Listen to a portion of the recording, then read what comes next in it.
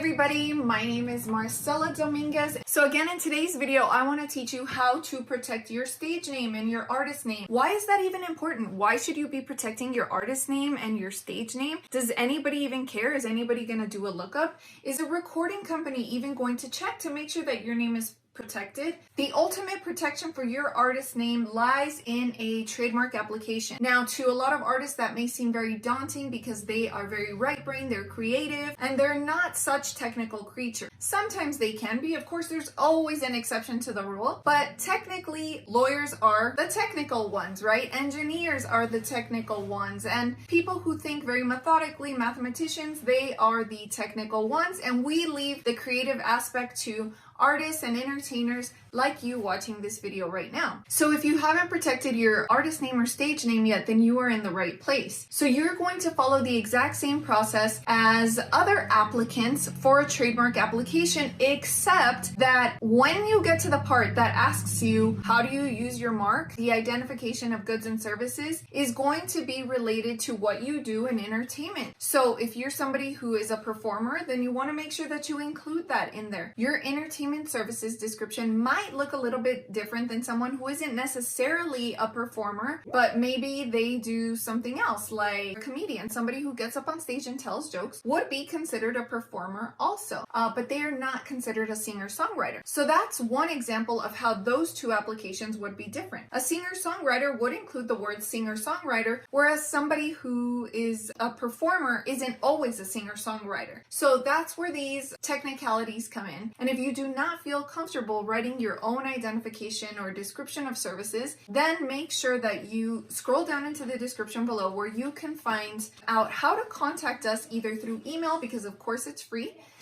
or you can decide to move forward with your own DIY trademark application. So why else should you be protecting your stage name?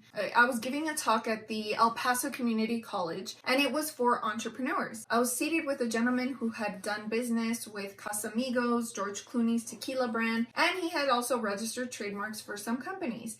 And he gave the most amazing example of why it benefits you to have a registered trademark. And I wish I could remember the name of the brand, but this was a couple of years back, but I'll tell it like I remember it, which was, he told this band when they initially formed, you guys need to register it. And they were like, no, we don't really want to register it. So finally he told them, yes, you should, especially if you guys are, really planning on taking this seriously. And so anyway, they did end up registering it. And a couple of years down the road, they were able to sell their brand for a substantial amount of money more than they would have had they not had the trademark. Eventually, if you decided to be represented by an artist management company and the like, then you might be required to also register your brand name. And at that point, they might also decide what a good brand name for you is. One example is Christina Aguilera. When she started off, they did not want her to use her name, Christina Aguilera, because they thought it was too safe. And I forget what the name that they wanted her to change it to was, but if you look it up, I'm sure you can find it, or we can insert it in this video right here after doing some research. But in any case, she was able to convince them that she wanted to keep her name Christina Aguilera. Now, as time has gone on, and now we find ourselves in the 21st century, people are using their own names to create their brands. So you will see, like Jennifer Lopez, she no longer is a singer and a performer. She has evolved into having clothing, perfume. But anyway, you catch my drift. So people are using their personal name to attach it to a brand to create an extension of goods and services. So I want you to keep in mind that maybe your brand will eventually evolve to that point, and your artist and your stage name will too. So it's really important to think about these things initially and to decide how you're best going to protect your artist name and your stage name. Because if you're not thinking about it, then somebody else could, come and grab it, and then you would be in a battle with them. And is that really a situation that you want to be in?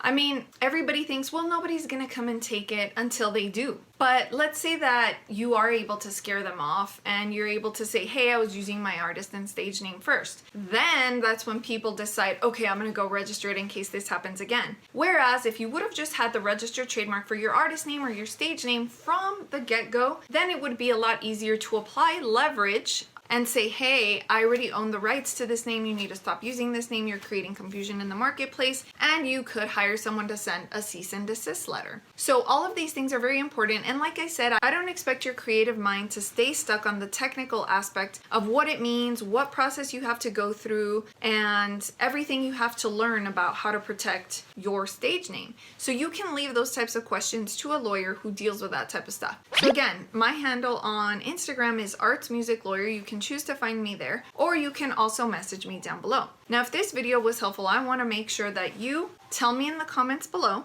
what your artist or stage name is, and if you need help, then send me an email, because why not? It's free and it doesn't cost you a single thing except maybe 2 minutes of your time, and all of that you can find in the description below. So if you like Billie Eilish, then make sure that you sing along with me.